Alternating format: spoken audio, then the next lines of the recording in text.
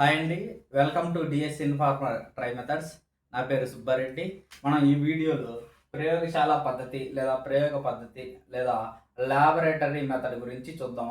Try మెథడ్స్లో విద్యార్థి కేంద్రీకృత బోధనా పద్ధతుల్లో ఇది కూడా ఒక ఇంపార్టెంట్ అనమాట. విద్యార్థి కేంద్రీకృత బోధనా పద్ధతుల్లో ఇంపార్టెంట్.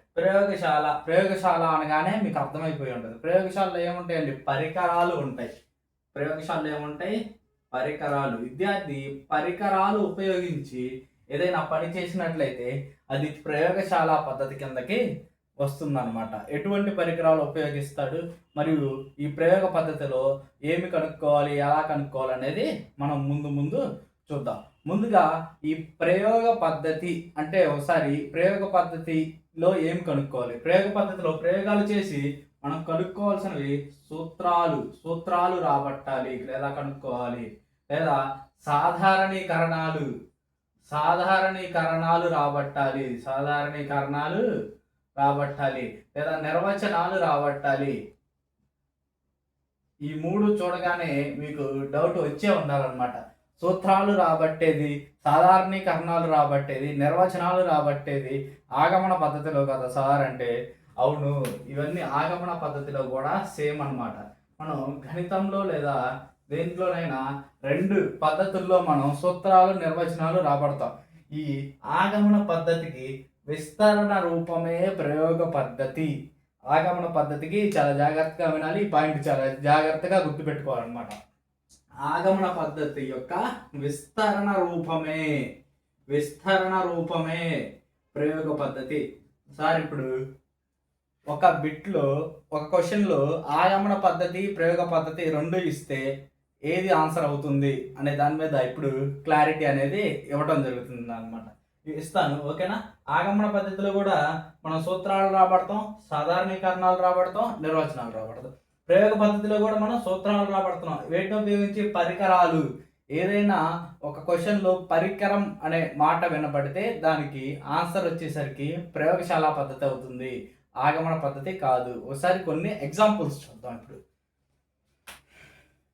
ఉపాధ్యాయుడు తగినన్ని త్రిభుజ ఉదాహరణలను పరిశీలింపజేసి, ఎవరి చేత? విద్యార్థుల చేత పరిశీలింపజేసి త్రిభుజంలోని కోణాల మొత్తం 180 డిగ్రీలు అని చెబితే అది ఏ పద్ధతి అవుతుందండి? ఆగమన పద్ధతి అవుతుంది. ఎందుకు ఆగమన పద్ధతి అవుతుంది? ఇక్కడ పరిశీలింపజేశాడు. అదే ఇప్పుడు ఇంకోటి, ఉపాధ్యాయుడు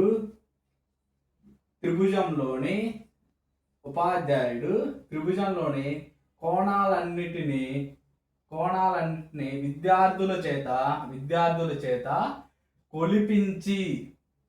కొలిపించి త్రిభుజంలోని కోణాల మొత్తం 180 డిగ్రీలు అవుతుంది అని చెప్పాడు. అర్థమవుతుందా? ఇక్కడ పరిశీలింపజేశాడు, ఇక్కడ కొలిపింపజేశాడు. అంటే పరికరాన్ని ఉపయోగించి త్రిభుజంలోని కోణాల మొత్తం 180 డిగ్రీలు అవుతుందని చెప్తే అది ప్రయోగ పద్ధతి అవుతుంది. లేదా ఇంకొక డెఫినేషన్ అన్నమాట. ఉపాధ్యాయుడు నీలి లిట్మస్లో ముంచితే అది ఎరుపుగా మారితే అది ఆమ్లం అని ఆమ్లాలన్నింటినీ పరిశీలింపజేసి అవి నీలి లిట్మస్ను ఎరుపుగా మారుస్తాయని చెప్పాడు. ఆమ్లాలను పరిశీలింపజేసి అవి నీలి లిట్మస్ను ఎరుపుగా మారుస్తాయని చెప్పాడు. అదే ఏ పద్ధతి? ఆగమన పద్ధతి. అదే ఉపాధ్యాయుడు విద్యార్థుల చేత ప్రతి ఆమ్లాన్ని టెస్ట్ చేయించి అంటే అక్కడ పరికరాన్ని ఉపయోగించి ఆమ్లాన్ని నీలి లిట్మస్లో ముంచి అది ఎరుపుగా మారుస్తుంది అని చెప్పించాడు. ఇక్కడ ప్రయోగం చేపించాడు కాబట్టి ఇది ప్రయోగ పద్ధతి అన్నమాట. ఇంకొక డెఫినేషన్, ఇంకొక ఎగ్జాంపుల్ చూద్దాం అన్నమాట. ఇక్కడ ఆగమన పద్ధతికి ప్రయోగ పద్ధతికి మీకు డిఫరెన్స్ అనేది తగినన్ని తగినన్ని ఉదాహరణల ద్వారా త్రిభుజంలోని కోణాల మొత్తం 180 డిగ్రీలని పరిశీలింప చేస్తే అది ఆగమన పద్ధతి. అదే ఉపాధ్యాయుడు తగినన్ని త్రిభుజాలను లేదా కొన్ని త్రిభుజాలను విద్యార్థుల చేత కొలిపించి దానిని త్రిభుజంలోని కోణాల మొత్తం 180 డిగ్రీలు అని చెప్పించినట్లయితే అది ప్రయోగ పద్ధతి. పరిశీలింపజేస్తే ఆగమన పద్ధతి. దాన్ని పరికరాన్ని కొలవటం కానీ దాన్ని ఏదైనా చేయడం కానీ ముంచడం కానీ ఇలా చేస్తే అది ప్రయోగ పద్ధతి అవుతుంది. ఉపాధ్యాయుడు ఏదైనా వృత్త పరిధికి సంబంధించి పరిశీలించడం ద్వారా వృత్త పరిధి సూత్రం 2πr అని చెప్పినట్లయితే అది ఆగమన పద్ధతి. ఉపాధ్యాయుడు విద్యార్థుల చేత ఒక దారం సహాయంతో వృత్త పరిధి చుట్టూ దాన్ని పెట్టేసి ఆ దారం సహాయంతో కొలిచి దాని వృత్త పరిధి సూత్రం 2πr అని కనుక చెప్పినట్లయితే అది ప్రయోగ పద్ధతి అవుతుంది అన్నమాట. ఈ ప్రయోగ పద్ధతి యొక్క ఆధార సూత్రాలు రెండు. ఆచరణ ద్వారా అభ్యసనం. ఆచరణ ద్వారా అభ్యసనం అంటే ఏమిటి? లెర్నింగ్ బై డూయింగ్ అనమాట. ఆచరణ ద్వారా అభ్యసనం అంటే ఏంటి? Learning by doing. ఇంకోటి పరిశీలన ద్వారా అభ్యసనం. చేయడం ద్వారా మనం పరిశీలిస్తాం. పరిశీలన ద్వారా అభ్యసనం అనమాట. ఈ ప్రయోగ పద్ధతిలో మనకి మూడు సెన్స్ ఆర్గాన్స్ అనేవి పనిచేస్తాయి. ఓకే, 3: దృష్టి, వినికిడి, స్పర్శ. దృష్టి, వినికిడి, స్పర్శ, కన్ను, చెవి మరియు చర్మం అనే 3 సెన్స్ ఆర్గాన్స్ ద్వారా మనం జ్ఞానాన్ని పొందుతాం అన్నమాట. దేనిలో? ప్రయోగ పద్ధతిలో ఈ 3 కూడా యాక్టివ్గా పనిచేస్తాయి. ఏ సెన్స్ ఆర్గాన్స్ ప్రయోగ పద్ధతిలో మనకి యాక్టివ్గా పనిచేస్తాయంటే దృష్టి, వినికిడి, స్పర్శ. ఓకే, పరికరాలు ఉపయోగించి ప్రయోగం చేస్తే అది ప్రయోగ పద్ధతి. పరికరాలు లేకుండా పరిశీలించి దాని ద్వారా మనం సూత్రాలు రాబడితే, సాధారణీకరణాలు రాబడితే అది ఆగమన పద్ధతి అన్నమాట. ఇక్కడ మనం కొన్ని ఉదాహరణలు చూసినట్లయితే జ్యామితీయ ఆకారాల యొక్క ధర్మాలు కనుగొనడానికి ఉత్తమమైన పద్ధతి ఏదయ్యా అంటే మనకి ప్రయోగ పద్ధతి. నెక్స్ట్, చతుర్విధ ప్రక్రియలు నేర్పించడానికి ప్రైమరీ స్టేజ్లో చతుర్విధ ప్రక్రియలు ఎడిషన్, సబ్ట్రాక్షన్, మల్టిప్లికేషన్ మరియు డివిజన్ని నేర్పించడానికి ఉత్తమమైన పద్ధతి ఏదంటే ప్రయోగ పద్ధతి. కారణాంకాలను కనుగొనటం చింతపెక్కాలను ఉపయోగించి కానీ లేదా రకరకాల రాళ్ళను ఉపయోగించి కానీ కారణాంకాలను కనుగొనటం. Finding the factors of numbers. ఈ ఫ్యాక్టర్స్ని కనుగొనడానికి ఉత్తమమైన పద్ధతి ఏదయ్యా అంటే ప్రయోగశాల పద్ధతి. క్యాలెండర్ తయారీ కానీ డామినో కార్డులు మరియు నేపియర్ పట్టీలను ఉపయోగించి మనం రకరకాల ప్రాబ్లమ్స్ని అంటే ప్రశ్నల్ని సాల్వ్ చేయటం మనం ప్రయోగ పద్ధతిలో చేయవచ్చు అన్నమాట. ఇలానే మనం కొన్ని సైన్స్లో కూడా మనం గాలిలో ధ్వనివేగాన్ని కనుగొనటం కిరణజన్య సంయోగ క్రియకి కావాల్సినటువంటి పదార్థాలని అంటే కారకాలని కనుగొనటానికి కూడా ఉత్తమమైన పద్ధతి ప్రయోగశాల పద్ధతి అన్నమాట. ఓకే, అయితే ఈ ప్రయోగశాల పద్ధతిలో 3 రకాలైనటువంటి ప్రయోగాలు చేయవచ్చు అనమాట. విద్యార్థులతో 3 రకాల ప్రయోగాలు చేయడానికి ఆస్కారం ఉంటుంది. ఓకే, అవేంటియో ఒకసారి చూద్దాం. ఓకే, 3 రకాల పద్ధతుల్లో మనం ప్రయోగాలు చేయటం జరుగుతుంది. మొట్టమొదటిది క్లాస్ ఫ్రంట్ మెథడ్. దీన్ని తెలుగులో సహక్షక పద్ధతి అంటాం. నెక్స్ట్,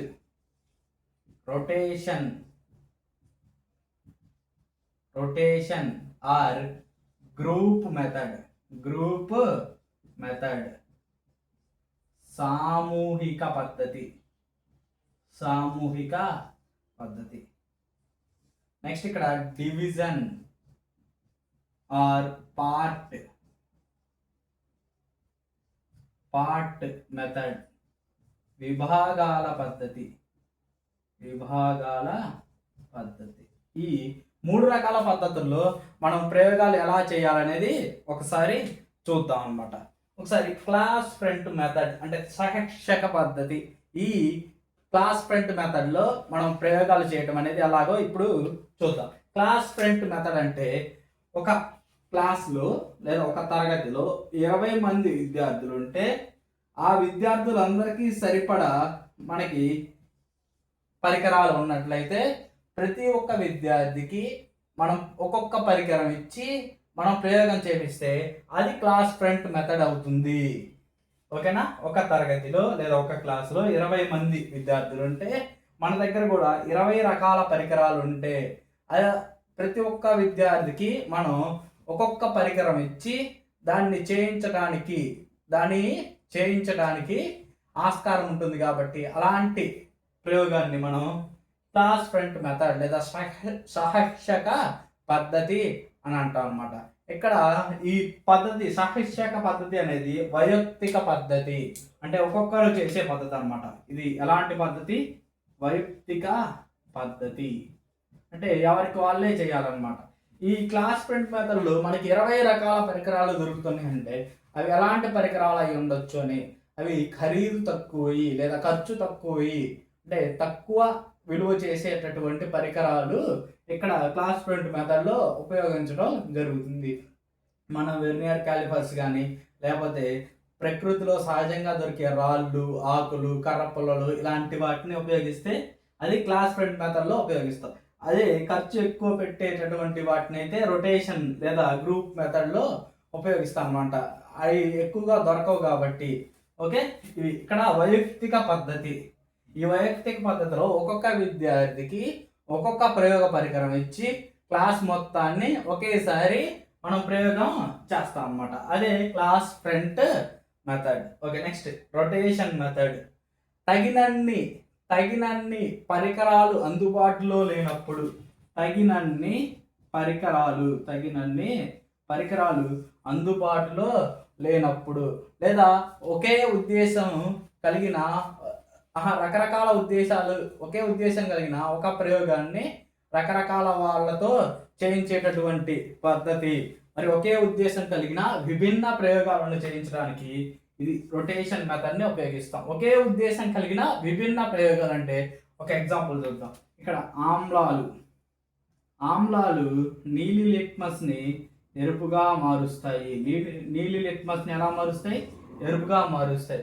అంటే HCl ఒక ఆమ్లం, H2SO4 ఒక ఆమ్లం, HNO3 ఒక ఆమ్లం. ఓకేనా? Hydrochloric acid, sulphuric acid, nitric acid. ఓకేనా? నైట్రిక్ ఆమ్లం అనమాట.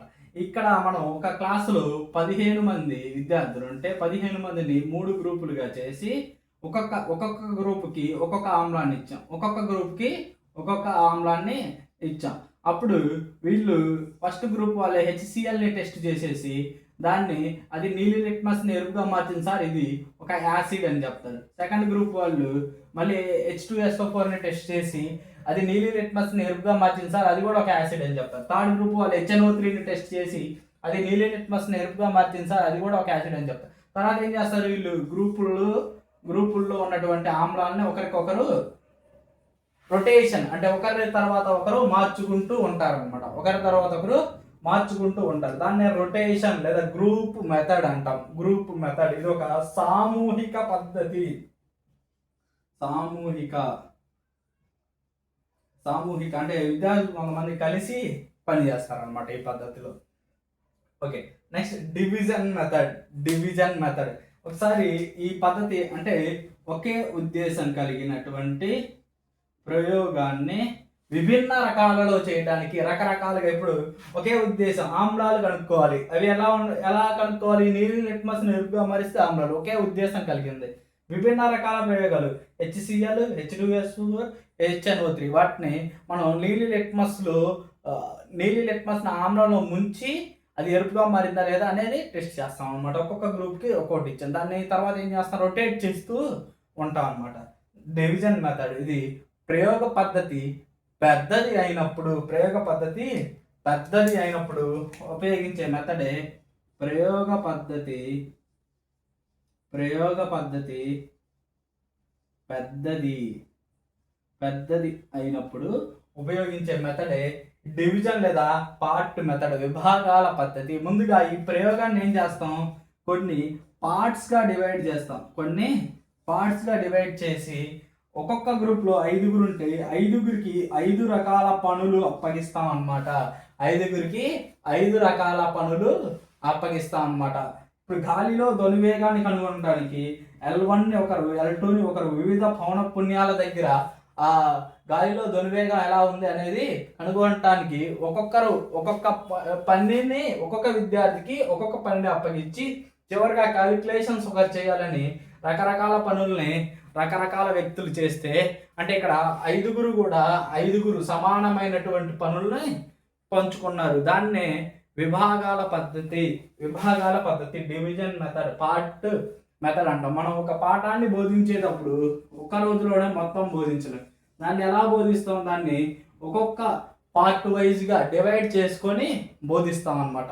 ఒక్కొక్క పార్ట్ వైజ్గా ఈరోజు ఇంత చెప్పాలి, ఒక పార్ట్ ఇది, రెండో రోజు ఇంత చెప్పాలని ఒక 5 రోజులకి 5 పార్ట్లుగా మనం పాఠాన్ని ఏ విధంగానైతే భాగాలుగా చేసుకొని బోధిస్తామో, ఇక్కడ కూడా డివిజన్ లేదా పార్ట్ మెథడ్లో ప్రయోగాన్ని భాగాలుగా చేసుకొని అక్కడ బోధిస్తే అది డివిజన్ లేదా పార్ట్ మెథడ్. మనం ఇక్కడ క్లాస్ ఫ్రంట్ మెథడ్ అనేది ఒక వైయక్తిక పద్ధతి, రొటేషన్ మెథడ్ అనేది సామూహిక పద్ధతి, డివిజన్ మెథడ్ కూడా సామూహిక పద్ధతి అనమాట. డివిజన్ మెథడ్ కూడా సామూహిక పద్ధతి, అంటే విద్యార్థులు కలిసి చేస్తారు. ఇక్కడ క్లాస్ ఫ్రంట్ మెథడ్లో మాత్రమే కేవలం ఒక్కొక్క విద్యార్థి ఒక్కొక్క ప్రయోగ పరికరంతో ప్రయోగం చేస్తాడు, వైయక్తికంగా ఒక్కడే చేస్తాడు. అయితే ఇక్కడ వైయక్తికంగా చేస్తున్నాడు కాబట్టి అలాంటి ప్రయోగ పరికరాలు ఓకేనా. ఇక్కడ క్లాస్ ఫ్రంట్ మెథడ్లో ఉపయోగించే ప్రయోగ పరికరాలు ఎలా ఉంటాయి, తక్కువగా ఉంటాయి, తక్కువ ఖర్చుతో కూడినవిగా ఉంటాయి. ఓకే, తక్కువ ఖర్చుతో కూడిన ప్రయోగ పరికరాలు అనేవి ఉంటాయి. 3 పరికరాల్లో ఇది వైయక్తిక, సామూహిక. ఇప్పుడు మనం కొన్ని చిన్న అప్లికేషన్ బిట్లు చూద్దాం అన్నమాట. ఉపాధ్యాయుడు కారణాంకాలు కనుగొనమని విద్యార్థులకి చింతపిక్కలు ఇచ్చి ప్రయోగం చేయించాడు.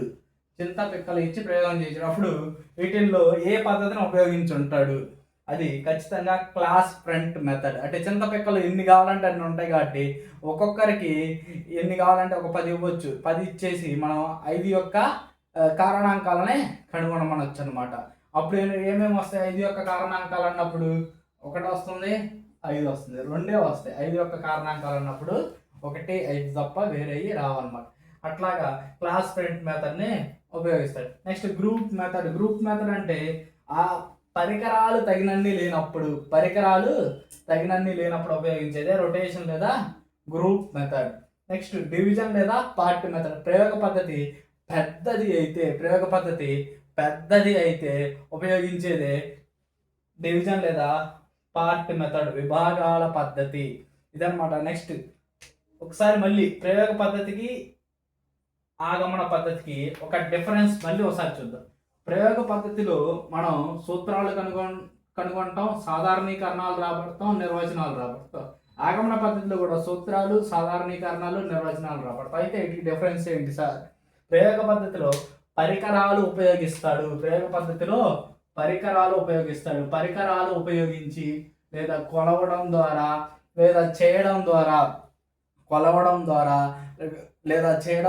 పరికరాలు ఉపయోగించి దాన్ని కనుగొన్నాడు. త్రిభుజంలోని కోణాల మొత్తం 180 డిగ్రీలని కనుగొన్నాడు. లేదా వృత్త పరిధిని కొలిచి ఇలాంటి పదాలు ఉపయోగించినప్పుడు అది ప్రయోగశాల పద్ధతి. లేదా పరిశీలించి, కేవలం పరిశీలన ద్వారా సూత్రాలు రాబడితే లేదా సాధారణీకరణాలు చేస్తే లేదా నిర్వచనాలు రాబడితే అది మనకి ఆగమన పద్ధతి.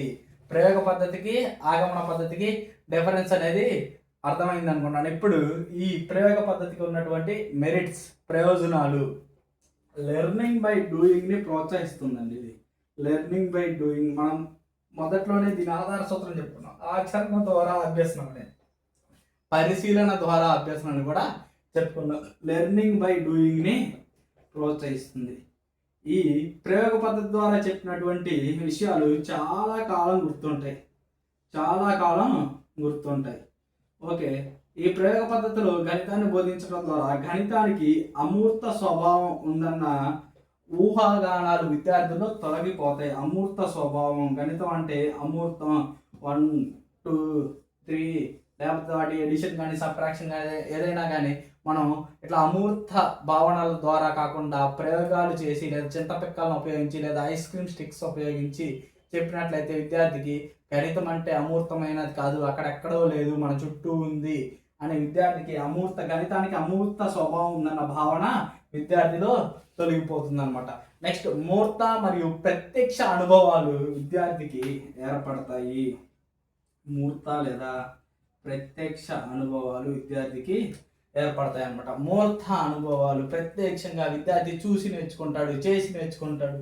ఇంకా పరిశీలన, హస్తలాఘవ నైపుణ్యాలు, పరిశీలన మరియు హస్తలాఘవ నైపుణ్యాలు పెంపొందుతాయి. అంటే విద్యార్థి రొటేషన్ లేదా గ్రూప్ మెథడ్లో ఒక గ్రూప్కి ఒక ప్రయోగం ఇస్తాం కాబట్టి ప్రతి విద్యార్థికి చేసే అవకాశం రాకపోవచ్చు, చేస్తుంటే పరిశీలిస్తాడు, లేకపోతే అతనికి అవకాశం వచ్చినప్పుడు ఎలా చెయ్యాలి అని తన ప్రాక్టీస్ చేసుకుంటాడు. అలాగా హస్తలాఘవ నైపుణ్యాలు చేయడం ద్వారా హస్తలాఘవం ఏది చేయాలి అనేది కూడా తెలుస్తుంది. ఇక్కడ సామూహిక పద్ధతిలో ప్రతి విద్యార్థి యాక్టివ్గా ఉండేటటువంటి పద్ధతి ఏది? సామూహిక ప్రయోగ పద్ధతిలో ప్రతి విద్యార్థి యాక్టివ్గా ఉండేటటువంటి పద్ధతి ఏది? క్లాస్ ఫ్రెండ్ మెథడా, రొటేషన్ మెథడా, డివిజన్ మెథడా? ఒకసారి ఆలోచించండి. ప్రతి విద్యార్థి యాక్టివ్గా ఉండాలి, సామూహికంగా ప్రయోగం చేయాలన్నమాట, అది డివిజన్ మెథడ్. ఇక్కడ రొటేషన్ లేదా గ్రూప్ మెథడ్లో ప్రతి విద్యార్థి యాక్టివ్గా ఉండాలన్నటువంటి రూల్ ఏం లేదు. అక్కడ ఒక గ్రూప్లో ఒక 5గురు ఉంటారు కాబట్టి లేదా కొంతమంది ఉంటారు కాబట్టి సభ్యులు, ఆ గ్రూప్లో ఎవడో ఒకటి చేసిన ఆ గ్రూప్ మొత్తం చేసినట్లే వస్తుంది అనమాట. కానీ ఇక్కడ డివిజన్ లేదా పార్ట్ మెథడ్, విభాగాల పద్ధతిలో ప్రయోగాన్ని మనం రకరకాల పార్ట్లుగా చేసి ఒక్కొక్కడికి ఒక్కొక్క పని అప్పచెప్తాం కాబట్టి ఖచ్చితంగా ఆ విద్యార్థి ఆ ప్రయోగాన్ని అతనికి అప్పగించిన పనిని చేయాల్సిందే. చేస్తేనే అక్కడ మనకి ఏమవుతుంది, ఆ ప్రయోగం అంటే వాళ్ళ గ్రూప్కి సంబంధించినటువంటి ప్రయోగం సక్సెస్ఫుల్గా అవుతుంది అన్నమాట. అలాగే చేయకపోతే అక్కడ ఫెయిల్ అయ్యేది, గ్రూప్ ఫెయిల్ అవుతుంది. కాబట్టి ఈ డివిజన్ మెథడ్లో విద్యార్థి అనేవాడు, ప్రతి విద్యార్థి కూడా ఇక్కడ యాక్టివ్గా ఉంటాడు. ఓకే, ఇక్కడ క్లాస్ ఫ్రెండ్ మెథడ్లో విద్యార్థి మనం వైయక్తికంగా చేపిస్తాం, ఒక్కొక్కటి చేత చేపిస్తాం, కొంతమంది నటించే వాళ్ళు కూడా ఉంటారనమాట. అయితే ఇది సామూహిక పద్ధతి కాదు, సామూహిక ప్రయోగ పద్ధతిలో ఏ పద్ధతిలో ప్రతి విద్యార్థి యాక్టివ్గా ఉంటాడనే క్వశ్చన్ అడిగా. కానీ విద్యార్థి యాక్టివ్గా పనిచేసేటటువంటి ప్రయోగ పద్ధతి ఏదన్నప్పుడు క్లాస్ ఫ్రెండ్ మెథడ్, అంటే ప్రతి విద్యార్థికి ఒక్కొక్క పరికరం ఇస్తాం కాబట్టి. ఓకే, ఇదండి ప్రయోగశాల పద్ధతి. ఇంకా మనకి దాదాపు విద్యార్థి కేంద్రీకృత బోధనా పద్ధతులు అయితే ఎందుకు వచ్చాయి, మనకు ఉపాధ్యాయ కేంద్రీకృత బోధనా పద్ధతులు ఉన్నాయి, ఉపన్యాస పద్ధతి, ఉపన్యాస ప్రదర్శన పద్ధతి, చారిత్రక పద్ధతి, ఇలాంటివి అవన్నీ కూడా ఒక వీడియోలో అయిపోతాయండి. ఓకే, ఇవి విద్యార్థి కేంద్రీకృత పద్ధతి, ఇది ప్రయోగ పద్ధతి గురించి. థ్యాంక్ యూ అండి. Thank you for watching.